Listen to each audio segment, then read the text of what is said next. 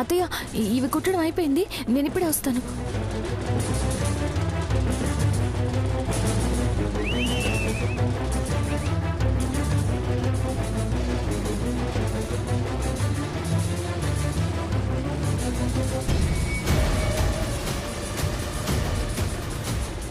మావయ్య, ఈ గోలకి ఎలా చదవాలో అర్థం కావడం లేదు. చెవులు పగిలిపోయేలా ఉన్నాయి. చదివింది ఏది బుర్రకెక్కడం లేదు. అస్సలు చదవడం కుదరట్లేదు. ఇప్పటిదాకా మెల్లగా భజన చేసుకున్నారా? ఇంత వాళ్ళకి ఏమైంది? ఆ సౌండ్కి ఈయన ఎలా చదువుతారో వెళ్ళి సౌండ్ తగ్గించమని అడుగుదాం. పదండి బాబాయ్. పద దారా. వెళ్ళిపోదాం పద.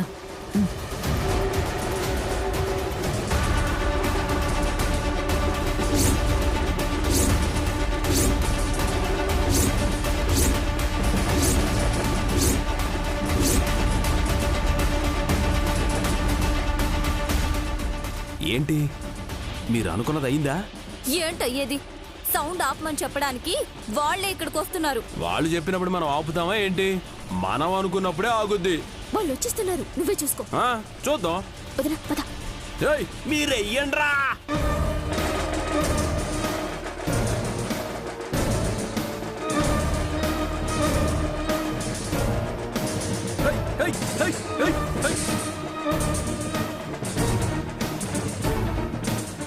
రే, ఇళ్ళ మధ్యలో ఈ గోలేంటి? రే విఘ్నేష్, ఆ సౌండ్ ఏంట్రా? అర్థం కావట్లేదా? ఏంటి ఏంటి? చెవులు చిల్లులు పడేలా ఆ సౌండ్ ఏంట్రా? రే, అర్థం కావట్లేదా? ఏంటి ఏంటి? రేయ్, మీరు కానివ్వండిరా, కానిడే.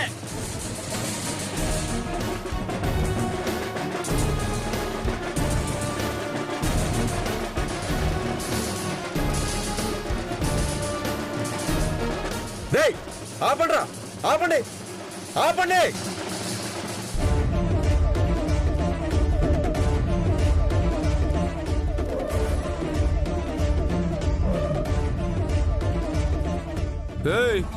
ఆపేవేట్రా? సౌండ్ ఎట్టు? ఆపరా. ఏంట్రా చెప్తే అర్థం చేసుకోరా? ఏంటి మీ గోల? గోల కాదు, భక్తి. భక్తి అంటే ప్రశాంతంగా ఉండాలి. ఇలా అందరినీ ఇబ్బంది పెట్టడాన్ని భక్తి అనరు. మీకు అలాగెట్టాం, మాకు ఇలాగెట్టాం. రేయ్, చుట్టుపక్కల వాళ్ళు మీ వల్ల ఇబ్బంది పడుతున్నారు. పండిరా, మాకేటి? విఘ్నేష్, మర్యాదగా సౌండ్ ఆపమని చెప్పు. వినాయకుడి నిమజ్జనం వరకు ఈ సౌండ్ ఇలాగే ఉంటది. నిమజ్జనం ఎప్పుడూ అయిపోయింది కదరా? మా వినాయక నిమజ్జనం ఇంకా కాలేదు. దేవుడికి పూజ చేస్తే పక్కన వాళ్ళకి కూడా పూజ చెయ్యాలి అనిపించాలి. ఇలా ఇబ్బంది పెట్టకూడదు. దేవుడి భక్తితో మేం చేసుకుంటుంటే మధ్యలో మీ గోలేట్రా? దేవుడి మీద భక్తి ఉంటే మనసులో ఉండాలి. ఇలా అరుపులతో ఆర్తనాదాలతో కాదు. ఆహా, ఇంకా సౌండ్ రాకూడదు. కుదరదు. వినాయకుడు నిమజ్జనం అయ్యేంత వరకు ఈ సౌండ్ ఇలాగే ఉంటది. మీరు ఏం చేసుకుంటారో చేసుకోండి. విద్యా, ఈడిక్కడే ఉన్నాడంటే ఇదంతా కావాలనే చేస్తున్నాడు. ఇలాంటి వాళ్ళకి ఏళ్ల భాషలోనే సమాధానం చెప్పాలి. రే గణపతి, వైర్లు మొత్తం పీకేరా. బాబాయ్, దాని మీద చెయ్యి పడిందనుకో మీ అందు సోత్తా. ఆగండి.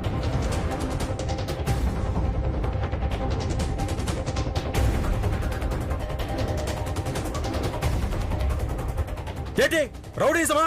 బాబాయ్ బాబాయ్ బాబాయ్ బాబాయ్, వాళ్ళు కావాలనే గొడవ చేయాలని చూస్తున్నారు. అలాంటి వాళ్ళతో మనకెందుకు? పదండి వెళ్దాం. ఏంటి విద్య, వీడికి భయపడాలా? పోరా. దేవుడు ముందు తప్పు చేస్తున్నారండి. ఆ దేవుడే చూసుకుంటాడు. మీరు పదండి.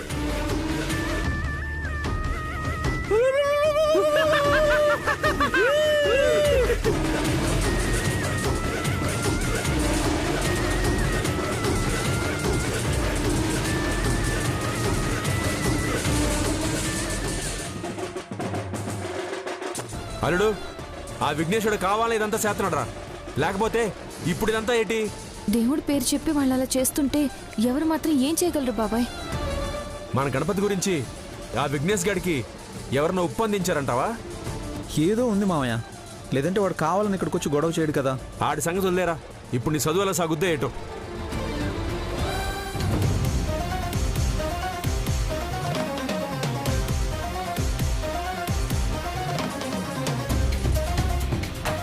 బాబాయ్, ట్రాన్స్ఫార్మర్ పేలిపోతే చాలాసేపు కరెంట్ ఉండదు కదా? కరెంటు పోతే మళ్ళీ డిపార్ట్మెంట్ వాళ్ళు వచ్చి రిపేర్ చేసేంత వరకు కరెంట్ రాదు. కరెంట్ ఉంటే వాళ్ళ గొడవ ఆగదు. అందుకే కరెంట్ లేకుండా చేస్తే సరిపోతుందిగా.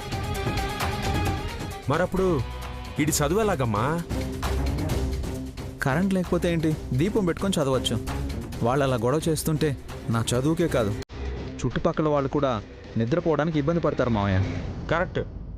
నీకోసం కాకపోయినా చుట్టూ ఉన్న వాళ్ళ కోసమైనా కరెంటు పోవాలంటావు. కానీ ఎలా? నేను చెప్తా.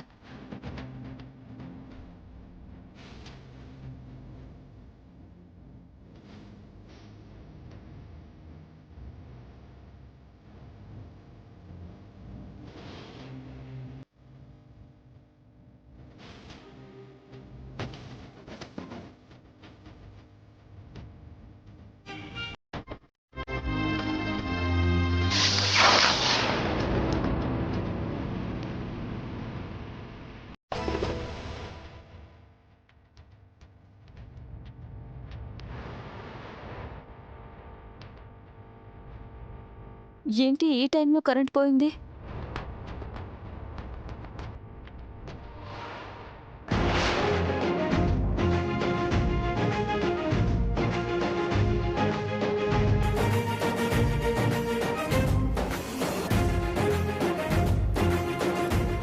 కరెంటు పోయింటే వీళ్ళెక్కడికి పోయారు?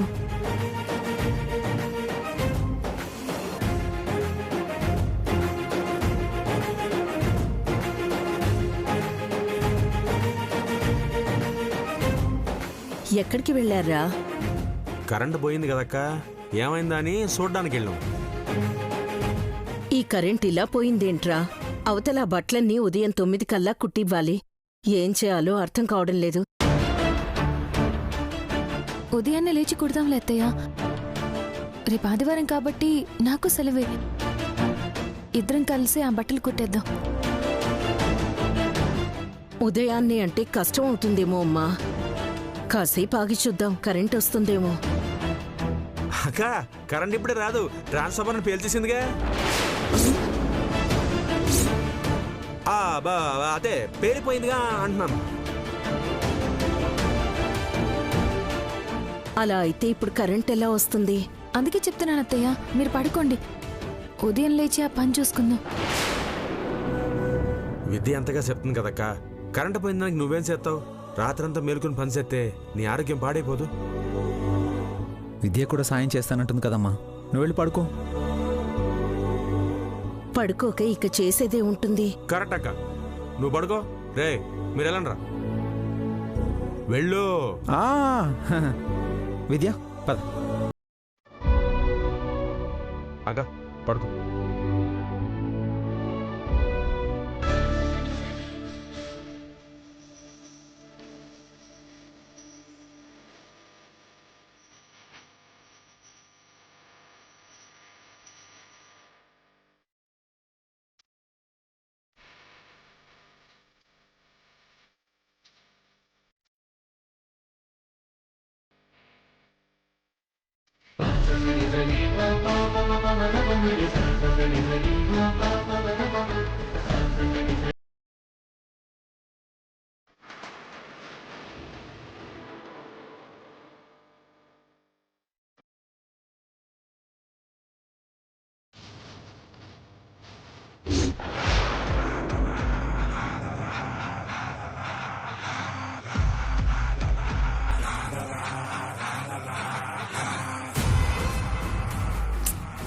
ఏదో అనుకుంటే ఇలా జరిగిందేంటో వదినా.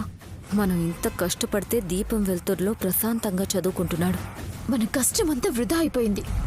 అలా అని వాడిని వదిలేస్తే బీఈడీ పాస్ అయ్యి మాస్టర్ కావడం అనేది ఖాయం. ఆ గణపతి చదవకుండా ఇంకేం చేయగలం?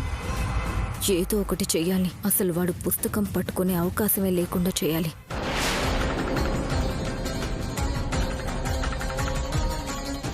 చదవకుండా చేయాలని ఇంత కష్టపడితే దీపం పెట్టుకుని చదువుకుంటున్నాడు.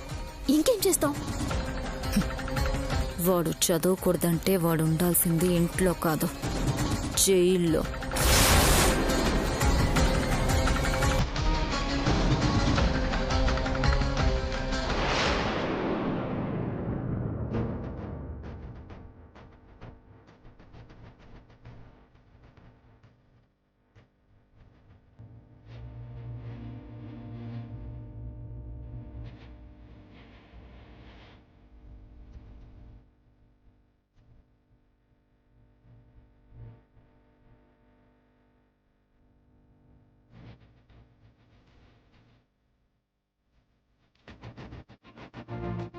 విద్య, అమ్మ విద్య,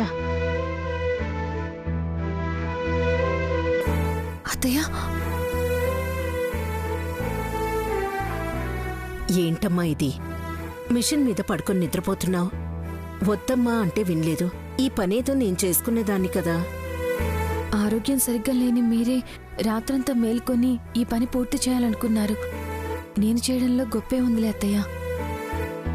ఉదయాన్నే డెలివరీ చేయాలన్నారు కదా, అందుకే రాత్రంతా కూర్చుని కుట్టాను. నిన్న రాత్రి విద్య, అత్తయ్య పనికి మీ చదువుకి ఏ ఇబ్బంది ఉండదులేండి అంటే ఏంటో అనుకున్నారా? నువ్వు చదువుకోవడం కోసం పాపం పగలు స్కూల్లో కష్టపడుతుంది, రాత్రి ఇంట్లో కష్టపడుతుందిరా. అవును మావయ్య. అత్తయ్య, అన్నీ కుట్టేశాను కానీ ఇదెలా కుట్టాలో తెలియలేదు. అందుకే ఇదొక్కటే కుట్టలేకపోయాను. ఇన్ని కుట్టావు కదమ్మా, ఇదొక్కటే ఉంది, నేను కుట్టుకుంటాను. ఇది కుట్టాలంటే సూది మార్చాలి. పెద్ద సూదితో అయితేనే కుట్టగలం. నువ్వెళ్ళి మొహం కడుక్కో. ఇది కుట్టేశాక నేను కాఫీ పెడతాను. ఇలా చూడు, ఇక నువ్వేం పనులు పెట్టుకోకు.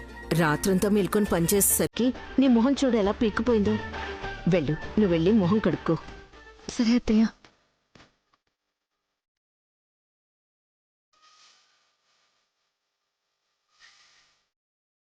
వీటన్నిటినీ 9 గంటల్లోపు ఇవ్వమన్నారు. త్వరగా ఇవన్నీ సర్దుకొని వాళ్ళకి తీసుకెళ్ళి ఇచ్చేయాలి.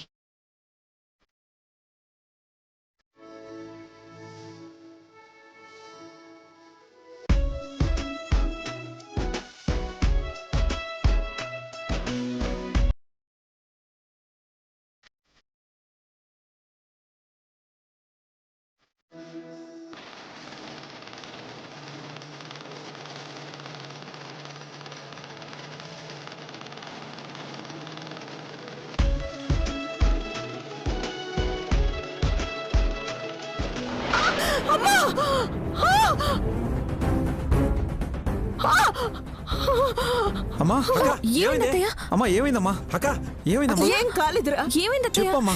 ఏం కాలేదని చెప్తున్నాను కదా. ఏం కాలేదు. అయ్యో అక్క, సోది గుచ్చుకున్నట్టుందండి. ఏం కాదులేరా. వెళ్ళేదైనా గుడ్డ తీసుకురా.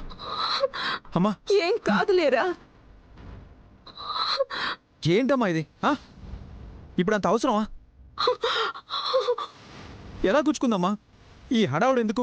చూసుకోవచ్చు కదా. ఇప్పుడు చూడు ఏమైందో. ఏమక్క ఈ వయసులో ఇవన్నీ అవసరమా? చెప్తుంటే వినవుగా నువ్వు. విద్య తొందర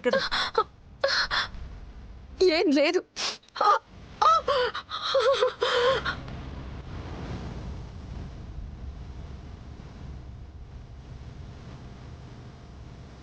కట్టు రక్తం ఆగట్లేదు. అవును మావయ్య, రక్తం అంతా పోతుంది. వెంటనే హాస్పిటల్కి తీసుకుపోదాం పద. ఏ మాత్రం దానికి హాస్పిటల్ ఎందుకు లేరా? అనవసరమైన ఖర్చులు. ఖర్చు అవుతుందని బాధని దిగ మింగుకుంటున్నారా? చూడండి ఎంత రక్తం పోతుందో. పదండి హాస్పిటల్కి వెళ్దాం. విద్య రాదంతా పనిచేస్తావు, నువ్వు ఇంట్లో ఉండు, నేను వాడు తీసుకెళ్తాం. పద అమ్మా పదమ్మా.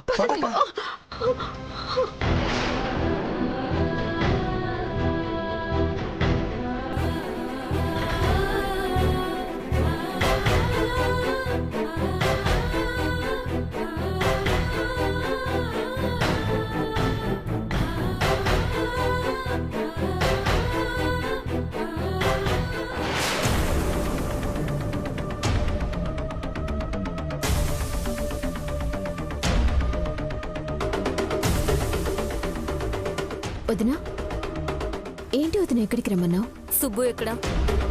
మనం చెయ్యాలనుకున్న పనికి ఆయుధం మీ ఆయనే. చెప్పాను సుబ్బు వస్తున్నాడు వదినా. అవును ఇంతకీ ప్లాన్ ఏంటి? మనం రియల్ ఎస్టేట్ వ్యాపారం చేయాలనుకున్నాం కదా, అది ఆలస్యం అయ్యే కొద్దీ లాభం కన్నా నష్టమే ఎక్కువ. అవునా వదినా? అవునా కాదు, మనం వ్యాపారం స్టార్ట్ చేయాలంటే సుబ్బుకి ఆ ఇంట్లో వచ్చే వాటా తొందరగా రావాలి కదా. ఆ ఇంట్లో వాటా అంటే మా అక్క బావ అడ్డుపడతారు. అందుకే ఈ పేపర్స్ మీద సుబ్బు వాళ్ళమ్మతో ఒక్క సంతకం పెట్టిస్తే చాలు. ఇంతకీ మా అత్తయ్య సంతకం పెడుతుందంటావా? పెట్టించాలి. అదంతా సుబ్బు చేతిలోనే ఉంది. ఒక్కసారి ఈ పేపర్స్ మీద సంతకం పెట్టించగలిగితే అప్పులన్నీ ఆ విద్య గణపతికి పోయేలా, మిగిలిన ఆస్తి మీకొచ్చేలా ఈ డాక్యుమెంట్స్ రెడీ చేయించాను. మా జీవితాలు బాగుండాలని ఎంత బాగా ఆలోచిస్తున్నావు వదినా. ఎవరి గురించి ఆలోచిస్తున్నాననేది ముందు ముందు అర్థం అవుతుంది. ఏం ఆలోచిస్తున్నావు వదినా? ఏం లేదు. సుబ్బుకి వాళ్ళమ్మ మీద ఎంత ప్రేముందో తెలీదు కానీ సుబ్బు అంటే మీ అత్తయ్యకి చచ్చేంత ప్రేముంది. ఆ ప్రేమను ఉపయోగించుకొని ఈ పేపర్స్ మీద ఒక్క సంతకం పెట్టించాలి. ఇంతకీ సుబ్బు ఎక్కడా? ఒకసారి ఫోన్ చేయి.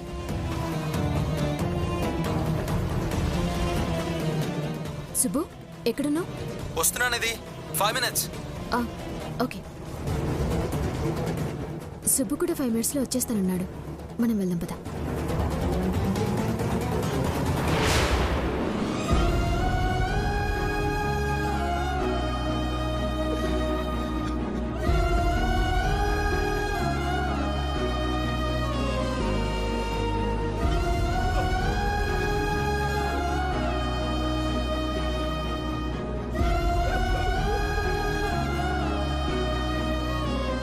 అక్క పనిచేసేటప్పుడు ఆలోచనలేంటి? ఇప్పుడు చూడు ఎంత బాధపడుతున్నావు. లేని బ్రతుకుల్లో ఉండేది ఆలోచన లేరా? దర్జాగా బతకాల్సిన కుటుంబం ఇలా అయిపోయింది అని బాధ లేకుండా ఎలా ఉంటుంది చెప్పు?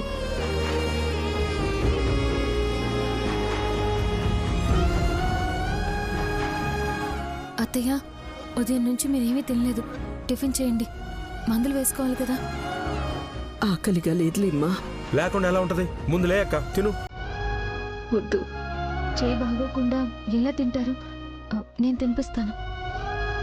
వద్దులేమ్మా, నేను తింటాను.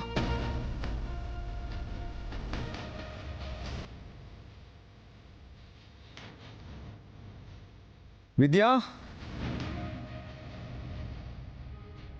చేతి కట్టుంటే ఎలా తింటావమ్మా? విద్యా, ప్లేట్ నాకు ఇవ్వు. అమ్మకు నేను తినిపిస్తాను.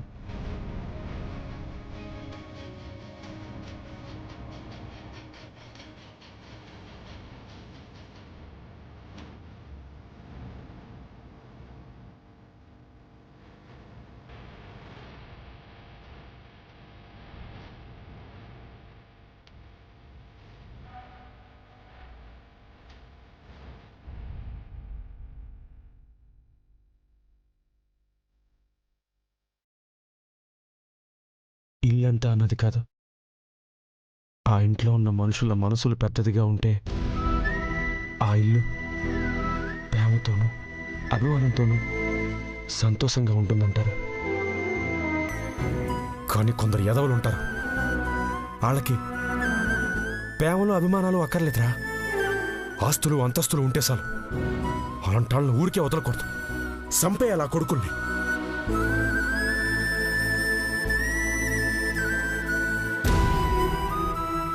బాబాయ్ మీరు కూడా టిఫిన్ చేయండి. ఏమ్మా, టిఫిన్తో నా నోరు కట్టేద్దామనా?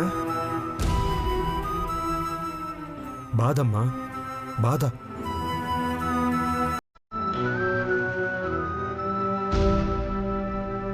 మా అక్క వైభోగం చూసి నీ కళ్ళతో ఇలాంటి పరిస్థితి చూస్తున్నాననే బాధ.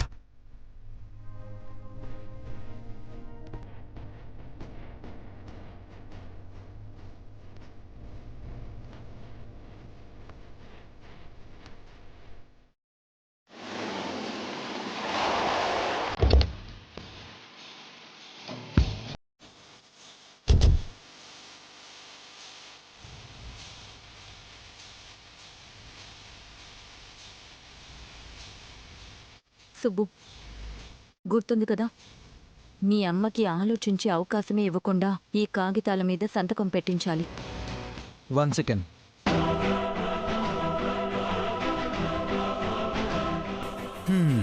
నా పెర్ఫార్మెన్స్ ఎలా ఉంటుందో లోపల చూద్దు గాని. నీ మీద నాకు నమ్మకం ఉంది సుబ్బు, కానీ మా అక్కని తక్కువ అంచనా వేయటానికి వీల్లేదు.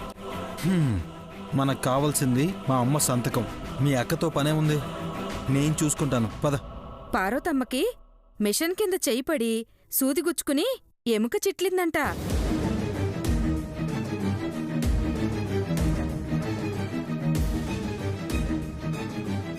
రావడానికి కారణం ఏం చెప్పాలా అనుకుంటున్నాను. మంచి కారణమే దొరికింది. పదండి.